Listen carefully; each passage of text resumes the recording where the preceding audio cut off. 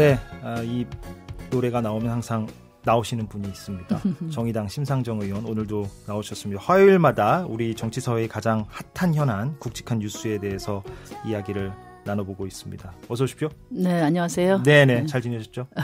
잘 지내고 있습니다. 네, 지난주에 최강욱 변호사랑 물론 얘기를 하셨지만 유승민 의원에 대해서 지지를 처리해야 한다 이런 말씀을 하셔서 그날 제가 보니까 포털 사이트에서 매우 많이 읽혔고 댓글도 매우 많이 달렸더라고요. 그러니까 굳세어라 유승민을 했다가 지지를 처리한다고 말씀을 하셔가지고 그 말씀하시고 기사 나간 뒤에 어떻게 유승민 의원하고 연락을 주고받으신 건 있습니까?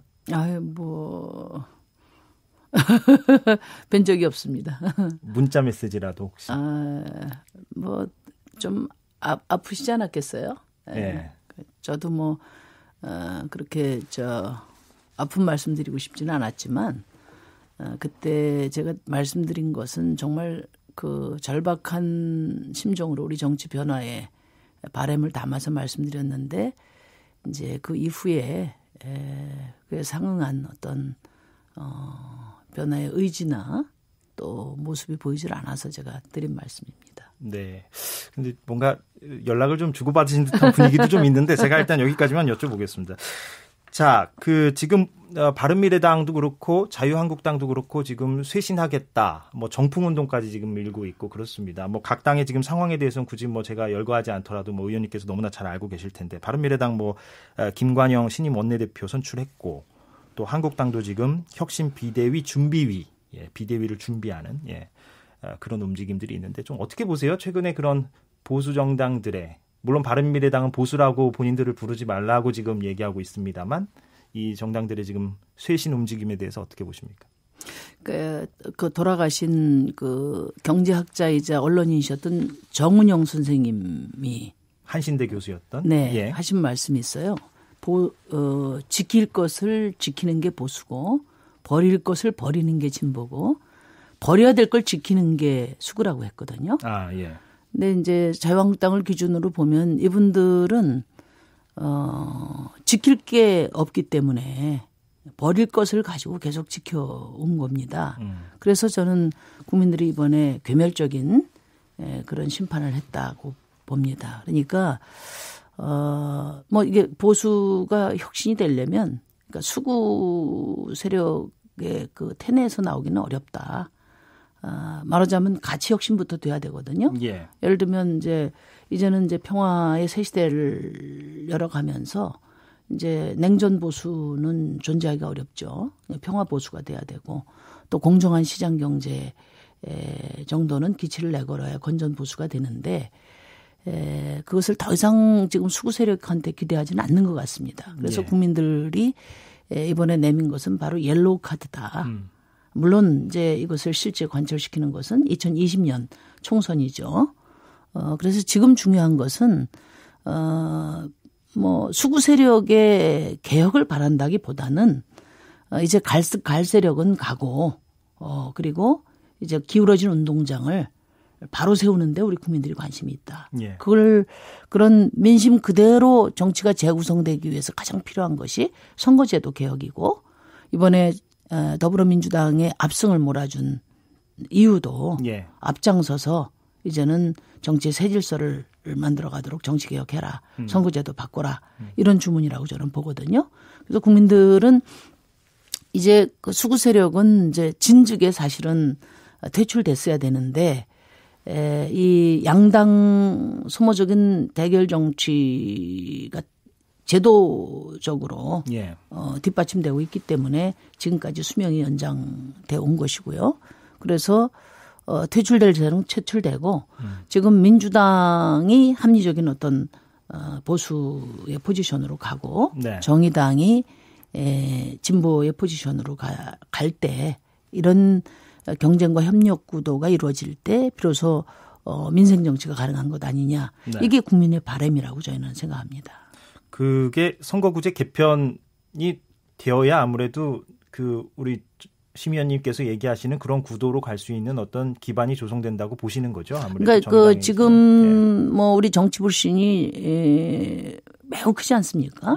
이 불신을 조장해온 그 소모적인 대결 정치, 양당 정치가 뭐 정치도 생태계가 새로 낡은 것은 가고 새로운 것은 다시 또 싹이 돋아나고 해야 되는데 이 양당의 특권 정치를 철벽 방어해온 게 지금 선거제도라고 봅니다. 예. 그래서 이 선거제도를 허물어야 되고 이것이 지금 낡은 정치의 를 유지해온 적폐 중의 적폐이기 때문에 예. 민주당이 적극적으로 선거제도 개혁에 나서 주시길 바랍니다. 민주당이 그렇게 잘 적극적으로 나설 거라고 좀 예상하세요? 뭐 그렇지 않으면 이제 국민이 둔 책문대 이번 압승을 자신들의 어떤 기득권으로만 생각한다면 국민들이 또 나서지 않겠나 저는 그렇게 생각합니다.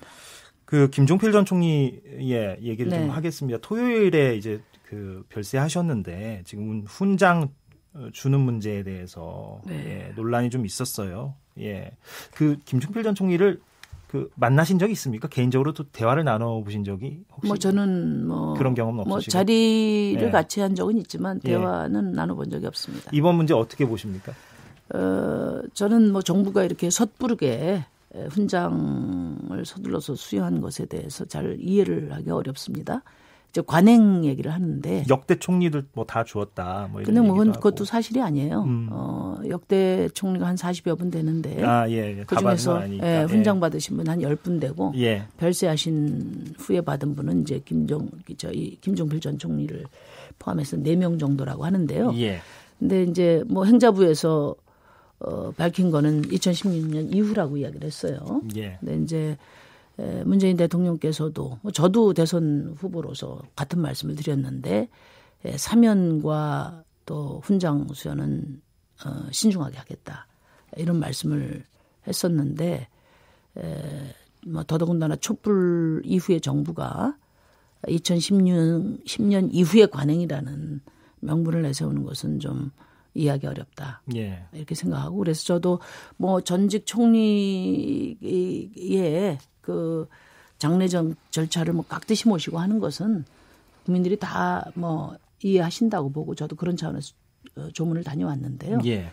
그 훈장 수여 문제는 전혀 다른 문제다. 특히 김종필 전 총리는 대한민국 현대 정치사를 구성한 중추적인 인물이지 않습니까? 예. 그러니까 이분에 대한 어떤 평가는 역사 인식의 정립과 맞닿아 있는 문제고 예. 또 우리 공동체가 지향해야 될 가치관 형성에 크게 영향을 미치기 때문에 엄정한 평가가 필요하다는 말씀을 제가 드렸어요. 예. 좀 신중하실 필요가 있다. 이렇게. 그럼 좀 더 논의를 좀 더 많이 가져갔어야 된다 이 말씀이십니까? 그러니까 줘야 된다 말아야 된다 이 부분에 대해서는 좀 아니 뭐 저 개인적인 견해로서는 훈장 수여는 그 적절하지 않다 이런 결론을 갖고 있지만 이것이 어떤 정치권의 뭐 이념 대립이라든지 이런 식으로 또 비화되는 것보다는 국민적 공감이 필요한데 훈장이라는 것은 국민들이 이제 그 자랑스럽게 생각하는 거 아니겠습니까? 과연 우리 헌법에 그 4.19의 민주 이념을 계승한다고 돼 있는데 그 4.19로 싹 튀운 민주헌정을 전복한 그런 사건을 거기에 관여한 인물을 어떤 공으로 그것을 만회할 수 있을까? 그 점에 대해서는 우리 국민들 생각은 단호하다 이렇게 생각하고요. 그래서 다 어떤 정치인이든 다 공과가 있는데 김종필 전 총리의 공이 없다는 것이 아니라 5.16 쿠데타를 다른 어떤 그 공으로도 커버할 수 없다. 그래서 이번 훈장 수여에 대해서는 통합이라는 명분으로 훈장을 정치적으로 이용한 것 아니냐 하는 시민들의 비판은 저는 합리적이다 생각합니다. 국회 특수활동비 문제로 한번 넘어가 보겠습니다. 이 문제가요. 그러니까 지금 노회찬 의원이 최근에 같은 정의당 소속의 노회찬 의원께서 이제 특수활동비 반납하겠다 이렇게 밝힌 바도 있고 특활비 폐지 법안 추진 중인데 여기에 발의를 하려면 10명 의원이 서명을 해야 되는데 그것조차 지금 못 채웠어요. 네. 이 문제는 어떻게 보셨습니까? 그 국회 특수활동비는 예. 국회의 특권 중에 특권이고 적폐 중에 적폐입니다. 지금 적폐청산을 주도하고 있는 정부 여당에서 국회의 적폐를 외면한다는 것은 그것은 절대 국민들이 용인할 수 없다. 그래서 특수활동비를 비롯한 특권 정치 청산을 위한 과감한 그런 프로그램을 더불어민주당이 내야 된다. 이 말씀 드리고요. 저희 정의당은 진보 정치 시작 때부터 이 특수활동비 폐지를 위해서 싸워왔거든요. 예. 이 특수활동비가 우리 국민들도 잘 아시겠지만은 비밀 활동이 요하는 정보 수집이나 수사 활동에 필요한 그런 성격은 아니죠. 그런 행위에 이제 어떤 엄격한 지출 증빙이 필요 없는 거거든요. 그렇죠. 한마디로 말하면 묻지도 따지지도 않는 돈이에요. 그러다 보니까 이 눈먼 돈이 마치 힘센 권력기관들끼리 서로 사이좋게 나눠 먹는 이런 쌈짓돈으로 전락해 있거든요. 근데 특히 이제 국회는 예산을 심사하는 곳이거든요. 예. 그렇기 때문에 국회가 첫째로는 비밀 활동이 전혀 필요 없는 데고, 그다음에 국가 예산을 심사하는 곳에서 이렇게 부당한 또 부정한 특수활동비를 계속 유지하고 있다는 것은 말이 안 된다. 그리고 이제 이 특수활동비가 단순히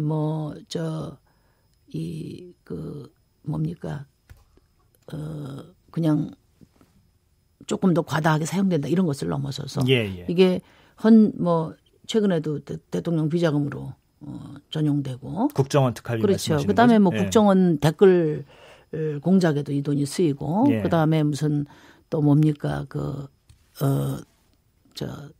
여러 가지 부정하고 국정농단 헌정유린에 쓰여 왔는데 그때마다 많이 제기가 됐습니다만 개선한다고 말만 해놓고 거대 양당이 그냥 또 없는 것으로 자기 기득권으로 계속 유지해오고 있어요. 그래서 이번에 반드시 폐지해야 된다 이렇게 생각합니다. 알겠습니다. 일단 오늘은 벌써 시간이 또 이렇게 금방 다가버렸네요. 여기까지 일단 듣겠고요. 다음 주에 또 관련 말씀 계속 이어가도록 하겠습니다. 고맙습니다. 네, 고맙습니다. 네.